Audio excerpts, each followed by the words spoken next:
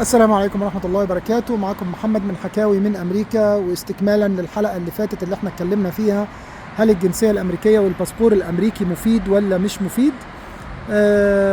فطبعا في 4 مواقف شخصية أنا اتعرضت ليهم وبحكي لكم عنهم. وطبعا زي ما بنقول اهو دلوقتي دي مواقف شخصية، مش شرط ان هي تكون تتعمم، وممكن يكون حد حظه أحسن مني، ولكن اللي أنا بقوله ان احنا ما نعلقش قلوبنا غير بالله عز وجل. هو النصير وهو المعين، وهو الذي سوف تجدوه لا جدال، يعني بدون أدنى شك. لكن أي حاجة دون الله ممكن ما تلاقوهاش، يعني ولا جنسية ولا ولد ولا ابن ولا أي حاجة يعني. فطبعا نعلق قلوبنا بالله عز وجل. برضو علشان نكون منصفين، أنا يعني إن شاء الله هنخلي ديت أكتر من حلقة ونتكلم فيها على مميزات أمريكا برضو. يعني أمريكا الحقيقة والجنسية الأمريكية ما هياش أي كلام يعني، برضو خلينا نكون منصفين يعني. فلا، ليها مميزات كتير جدا. بالنسبة للباسبور، كفاية ان هو بيدخلك بلاد كتير بدون يعني الفيزا تاخدها في المطار وانت واقف، يعني بدون ان انت تروح السفارة ويقبلوك او ما يقبلكش، لا بتسافر بتدخل البلاد ديت، من اقوى المميزات بتاعته. الجنسية الأمريكية كمان مفيدة في مواقف تانية يعني برضو. يعني لما بيبقى فيه مشاكل في بلد بالكامل، أمريكا بتتحرك، يعني تنصح رعاياها تقول لهم يتحركوا كده، معرفش ايه. طبعا وجودك جوه أمريكا في حد ذاته دوت بقى اللي احنا عايزين نتكلم عليه أكتر في حلقات إن شاء الله قادمة. لا، مفيد جدا، مفيد جدا. في سلبيات وفي إيجابيات.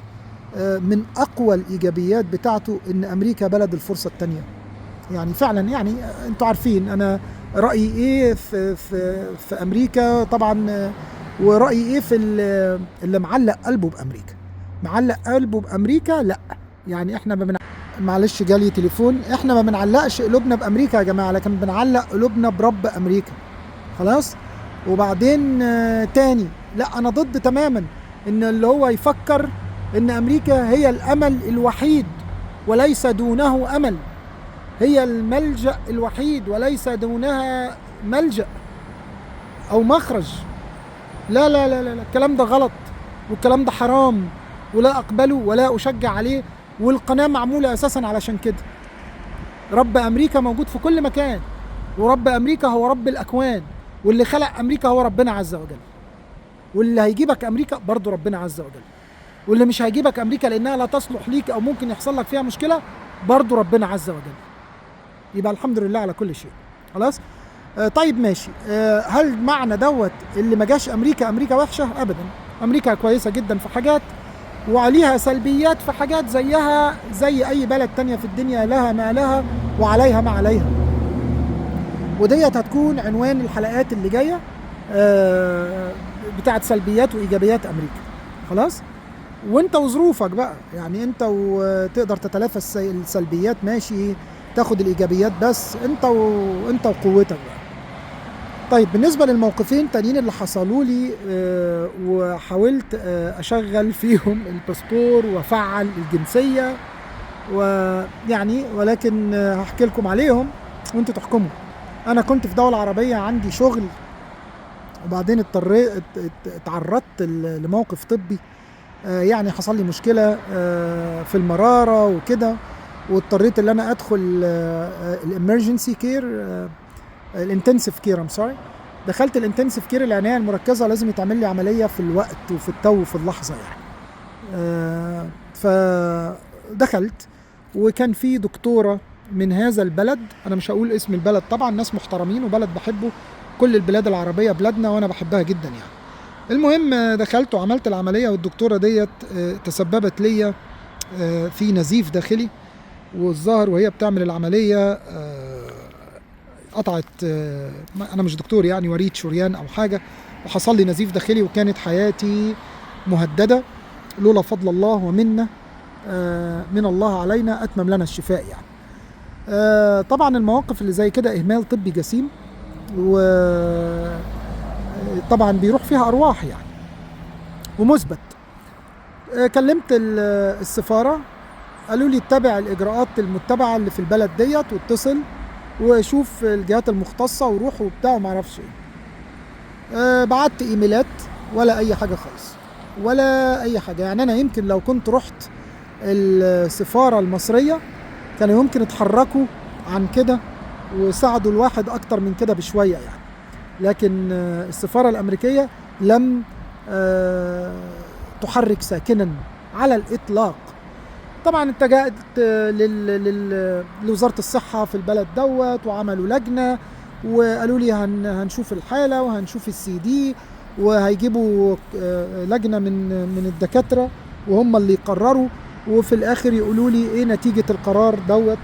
وفعلا عملوا اللجنه وشكلوها واتصلوا بيا ورحت اللجنه وكشفوا عليا ولقوا طبعا ان في اثار دامج في الجسم، وكمان بقى ماديه ومعنويه على كل الاصعده وفي الشغل.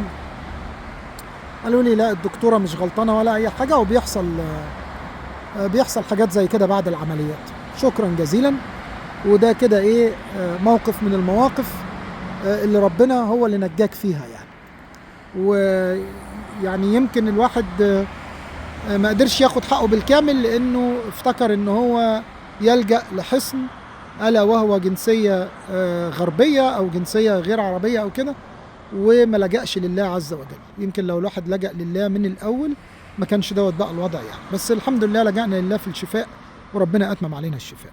ده موقف. في موقف تاني برضو، بلد عربي برضو احبابنا، بلد غير البلد دوت. وكنت متفق مع رجل اعمال هناك على اني اروح واعمل له استشارات في الاداره وكده، واتفقنا على كل التفاصيل. والراجل قال لي ماشي، بس طلب مني اوراق وطلب مني حاجات هنا هوت من امريكا اعملها واوثقها من سفاره البلد العربي ده في امريكا. قلت له ماشي. طبعا المواضيع دي بتكلف كتير يعني انت بتنقل من الولايه اللي انت فيها وبتروح بالطياره وتقيم اسبوعين في فندق وتدفع الرسوم وترجع تاني وتأجر عربيه، وقصه كده طويله تكلفت فلوس كتير لغايه لما سافرت البلد دوت شامل تذاكر الطيران. رحت هناك الراجل خلف كلامه معايا، واحنا كنا متفقين على مبلغ. قال لي طبعا ادفع وانا هحاسبك، ادفع وهات البيلز والفواتير وكده ودخلها الحسابات والقصه دي. وما جاش في بالي اي مشكله والموضوع فيه احترام وخلاص. طبعا لما رحت البلد دوت الراجل خلف الكلام بتاعه، قال لي لا مش دافع حاجه والمبلغ انا شايفه ان هو كبير اللي احنا اتفقنا عليه، عايزين ننزله. طبعا بقى انت عندك يعني هناك في نظام الكفاله وكده وقصه، وكنت اتكلفت فلوس كتير، وكمان كنت اجرت شقه وجبت عفش طبعا انا رفضت الموضوع جمله وتفصيلا، لان انا لا اناقش او يعني حاجه تم الاتفاق عليها وانت ما تجيش تلوي دراع. يعني انا ما احبش حد يلوي دراعي يعني، حتى لو هخسر فلوس ما عنديش مشكله. فطبعا قلت له لا شكرا جزيلا، السلام عليكم ورحمه الله وبركاته. وبرضه لجأت للسفاره الامريكيه، يا جماعه في كذا كذا وعقد محرر ما بيني وما بينه وموثق والقصه دي كلها، ومع ذلك ما فيش يعني الراجل ما التزمش بالعقد. قالوا لي الجأ للسلطات في البلد دوت وهم يباشروا التحقيق. ما بعتوش حد، حتى ما فيش اي يعني مندوب ولا اي حاجه في البلدين، ما فيش مندوب حتى يجي مندوب، ما فيش. ماشي اوكي. الحقيقه رحت لوزاره العمل عندهم في البلد دوت وعملت تحقيق، والناس كانوا محترمين. انا مش يعني الواحد بيقول اللي ليه وبيقول اللي عليه. الناس كانوا محترمين. الراجل الاوفيسر الضابط الاداري اللي كان هناك جابه وكان محترم، وبعدين قال له الوضع كذا كذا. قال له انا ما عنديش القابليه اللي انا ادفع، حصل لي ظرف طارئ ومش قادر ادفع. اعمل ايه يعني؟ اموت نفسي؟ مش قادر ادفع. فقال له طيب ماشي. طب الراجل الفلوس اللي دفعها؟ قال له والله اللي اقدر ادفعه منها كذا. قعد يتفاوض معاه لغايه لما جاب تقريبا حوالي من 7% او 10% من المبلغ اللي انا دفعته. يعني عوضوني ب7% او 10% من اجمالي المبلغ اللي انا دفعته، يعني في خساره 90% تقريبا. فكان قدامي حاجه من الاثنين، يا اما ارتضي واعمل اتفاق علشان كمان اقدر اسافر واشوف حالي في يعني عندي بقى شغلي وحاجتي في امريكا او كده وفي مصر، ورجعت على مصر يعني. واشوف حالي يعني. او الحل التاني اللي انا ارفع الموضوع للقضاء، والقضاء يعني على ما سمعت ان هو بياخد مثلا شهر او شهرين عقبال لما يحدد جلسة ويبتدي ينظر الاوراق كلها. فانا قلت خلاص حسبنا الله ونعم الوكيل ومشيت. ولكن لكل المتشدقين بالجنسية الامريكية السحرية، ان هي لو انت وقعت في اي مشكلة وان انت فايتك كتير، وان لو اللوتري اتقفل هتبقى الدنيا سودة وليس لها ملجأ، لا يا حبيبي، الجنسية مش هتدخلك الجنة، الباسبور الامريكي مش هيدخلك الجنة. عملك وربك هم اللي هيساعدوك وينصروك ويوقفوك على رجلك. الحلقة اللي جاية ان شاء الله هنتكلم في ايجابيات امريكا. امريكا بلد الفرصة التانية، اللي انت تحط رجلك في امريكا اقوى من اي حاجة تانية. انا بعتبرها ان القانون الامريكي والحريات جوه امريكا اللي بيحاولوا ينزعوها دلوقتي هي اقوى شيء في امريكا، اقوى من الباسبور، اقوى من الجنسية، اقوى من اي حاجة. وجودك جوه امريكا اقوى من الجنسية. بمعنى ايه؟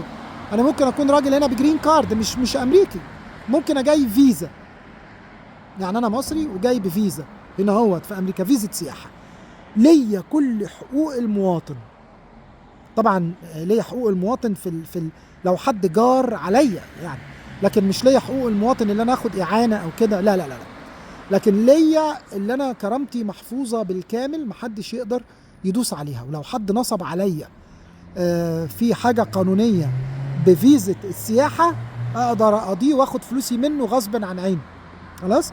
فطبعا القصة ديت في امريكا جميلة جدا جدا جدا يعني. خلينا نتكلم على الايجابيات ديت بتاعت امريكا باسهاب اكتر في الحلقة اللي جاية. اذا كنتوا لسه معايا صلوا على رسول الله، سبحوا ربنا عز وجل، وما تنسوش تشتركوا في القناة. والسلام عليكم ورحمة الله وبركاته.